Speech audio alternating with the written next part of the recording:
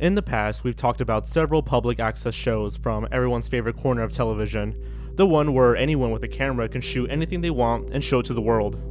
Or at least show it to those who dare wonder what's on public access television. Nowadays, with decent quality cameras in our smartphones, it's easy for just about anyone to make content. And we have great websites like YouTube to showcase this. But what about back then? What about before YouTube, Dailymotion, VidMe, all that? Well, that's what public access was for. And today we're counting down more of the most insane shit ever put there.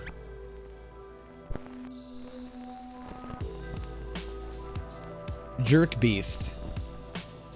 How this show got onto television screens just baffles the mind. A large Muppet-like creature, which in reality is just a strange man in a large devil's costume, called the Jerk Beast, and his human friend act belligerent and shitpost on television and then tell people to call them. During said calls, the Jerk Beast and his friend just kinda cuss and act rude, and just mean to those who call them. Speak, you asshole! Asshole, speak, you asshole. Say something interesting before I come through this camera and rip you a new one. Say something interesting. Why don't you go to the dentist, man? Why don't you shut the fuck up? Why don't you go to the dentist and Why get don't you this shut the damn fuck up? need taken care of, man? Hang up on this idiot! I'm falling apart here. God damn it, if there's one thing I hate, it's idiots like that calling my show! After watching a few episodes, it is clear that those who call them do so with the understanding that these people are just going to vigorously scream at them. Even during the beginning of the show, they asked the audience to make fun and harass the Jerk Beast, presumably with the intention of trying to get the best humor and gain the biggest reactions. We do have to ask, what is the humor in watching people cussing, cursing, and accusing each other of being fags? During the show, they do some fairly controversial things, especially for the early 2000s, such as cuss a 10-year-old out on live television, attack another anti-gay Christian public access show by calling them gay for Jesus, and then proceeding to call themselves fags for Jesus, and finally, getting into vivid detail about fucking studio lights through the anus of the titular Jerk Beast himself. What's your problem? What's Your Problem is definitely the most mysterious, if not most well-known of the shows on this list. Perhaps its vagueness is what led it to gain so many views, over 200,000 to be exact. Interestingly, the video has been around since 2006, a year after YouTube was created. The show, however, is scarce with information, thus making it truly strange and bizarre. What's Your Problem is believed to have been from either Pittsfield or Terrytown, according to two YouTube descriptions. It aired sometime around the 80s or 90s, meaning that some guy had the footage stored away somehow for over 20 years. Thanks. What's Your Problem features a man in front of a green screen, trying to eat a fish that keeps being pulled away from his plate, though this doesn't stop him. A reoccurring voice is saying, "What is wrong with you?" and "What's your problem?" and it plays loudly in the background. And the man constantly responds to the mysterious voice and defends himself over and over and over again for 3 minutes. What is wrong with you? I don't have What's a your problem. problem? Would you shut What up? is wrong with Would you? you just shut up? What's wrong with you? Would you What's your shut problem? up? What is wrong with you? Trying to eat a What fish. is wrong I'm with trying you? to eat a fish and it What's falls off your the problem? plate. Would you shut up? What is wrong with you? There's no spirited message or any music or guests featured, it's instead just this man being harassed by some disembodied voice. The man appears to be mentally ill, maybe, almost as if the voice being played is going through his head or something. It's just a weird fucking show. Just shut up. What's your problem? What is wrong with you? I'm gonna hit you with What my is fish wrong if you don't with you? shut up. Chip the Black Boy. Chip the Black Boy is just uncomfortable. It's like an Adult Swim bumper or a late night infomercial that just got way out of control. We are sure you know what we mean. The low budget video followed by the somewhat decent audio quality, only to display a somewhat disturbing message that makes you want to laugh just due to how uncomfortable it is. We are not sure if this thing is supposed to be shock humor. All we can say is that Chip the Black Boy is one of the weirdest public access oddities that we have had the fortune to see. And here's why. Chip the Black Boy is some sort of musical show, starring a rapping dummy called Chip the Black Boy. Oddly enough, the music is not about religion or anything like that. It's almost like one of those weird ARG sites that has a sort of spiritual dark tone to it. Some of the lyrics from the song Black Candles are occult-like in nature, and here are a few examples. I don't question the source of these voices. Their commands leave me with no choices. Who can deny a decree from the sky? But a fool, I'm a dummy, but no fool am I. And though I may pay... You may think that this is just a one-off special, but no. It seems whoever made this actually has a point, as there's a second song simply titled, Am I Weird? Here are a few disturbing excerpts from that. Am I weird? Am I everything you fear? Am I the voice in the void in the space between your ears? Am I leading you to hell? Why you wishing well? Am I bolting you to heaven with a hypnagogic spell? Can you smell it? Something about these odd lyrics leads me to believe that there's something even more disturbing beyond the top dusty layer of unnerving shock horror that the show displays. Perhaps the intention was to watch the show and have us pick it apart and figure out what exactly is going on. Maybe there's an underlying story, a work of fiction, or,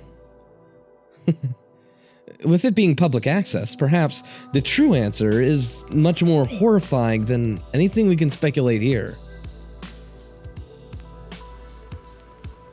The Asylum for Shutins. Video psychotherapy. Originating from Cleveland, the Asylum for Shutins is an extremely odd show, seemingly hosted by this puppet named the Doctor, sometimes in front of this large portrait of himself. In this episode, he commands the audience to bow down to him and to praise him, or he'll crush you with the heel of his boot. The following scenes contain more of our host giving orders and demanding leadership, intercut with random scenes of people falling and puking and shit exploding on constant repeat. I mean, some of the editing is actually pretty impressive for a public access show, but most of it is just these clips, and the Doctor speaking, albeit very disturbing. Not even disturbing in a subtle, quiet way. The show just hits you over the head with its imagery, and when the show does go quiet, that's when the host begins to speak about a world gone mad, how he murdered all of his elementary school teachers, and psychotherapy stuff like that. When I tell you to clean the boot, you clean the boot. And when I tell you to march, you march until you drop and then you march some more. You must never tire. You must never grow weary. But march. March and march in endless toil, in endless suffering. March for me. The website is even spookier, with video diaries from the Doctor, fan mail, and hey, a gift shop. Finally, to conclude this entry, here's an excerpt from the Facebook page. The Doctor is a sadistic, power-mad ventriloquist dummy who administers doses of mind-bending video ultraviolence and savage social commentary. He delivers his demented therapy with machine gun-like collages of horror movie clips, audio and video samples fused together in a musical tapestry of terror, madness, and destruction. Coming attractions for the end of sanity.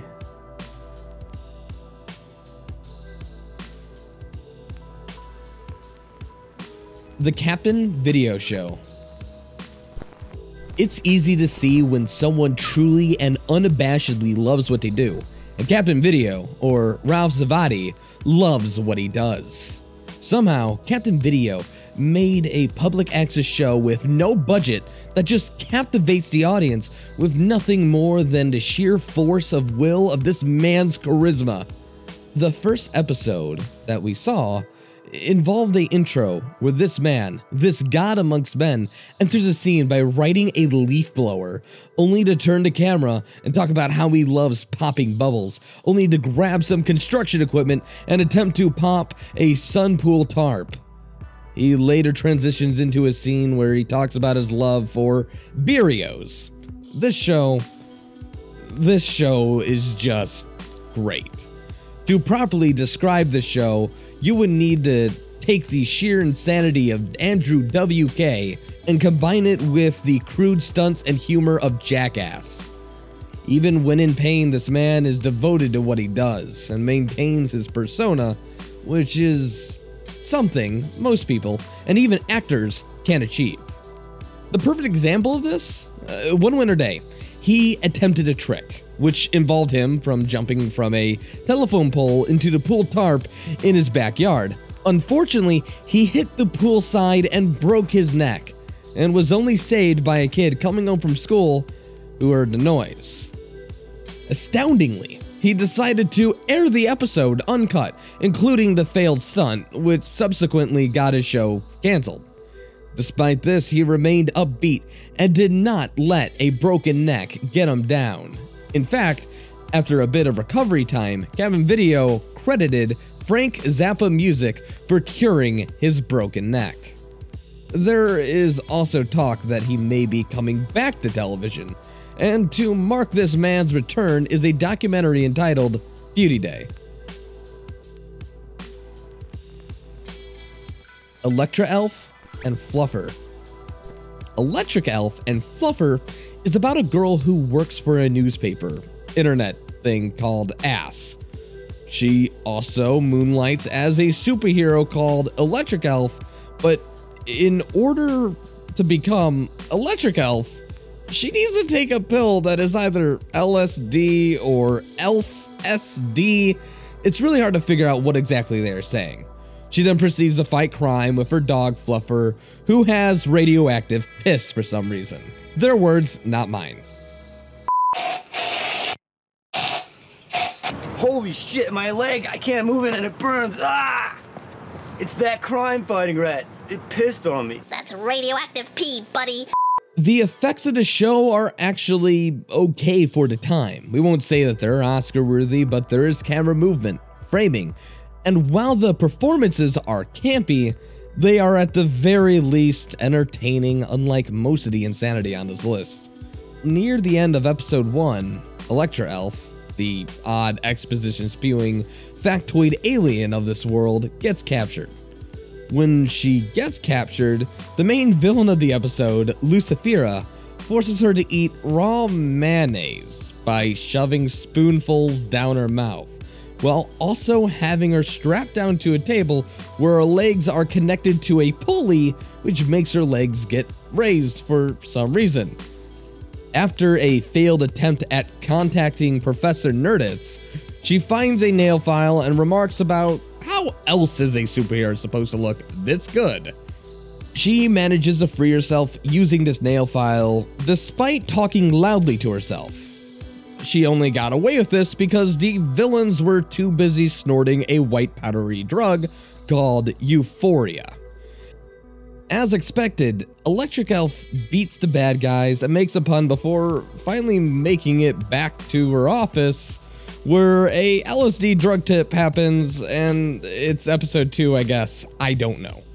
The show is an oddity. It's hard to explain really anything about the show because the explanation leads down a rabbit hole that has the inevitable answer of everyone involved in this production was on drugs, so accept it.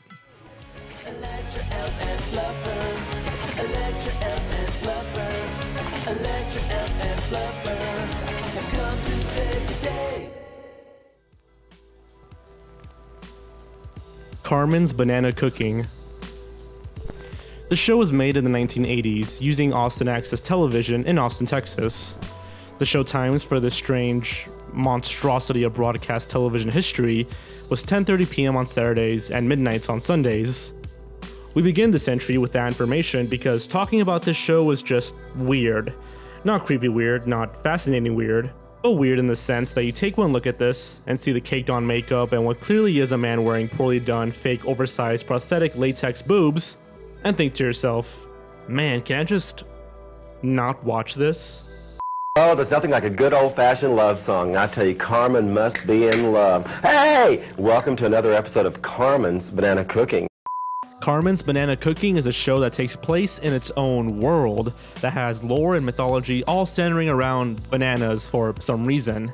Despite how bizarre and insane the show seems to be, none of it is interesting, and it's just a slog to watch as there's poor video and audio quality, and plenty of dead air that just makes this painful to sit through. Whatever demented mind thought this up could not write a script that would progress the show forward in any cohesive way. They talk with each other about magical bananas that could see the future, and sometimes Carmen sings. If I can't conceal the thrill that I'm feeling, don't blame me. Too bad it's kinda mumbled and really hard to understand. All in all, Carmen's Banana Cooking is one of the weirdest things I've ever seen.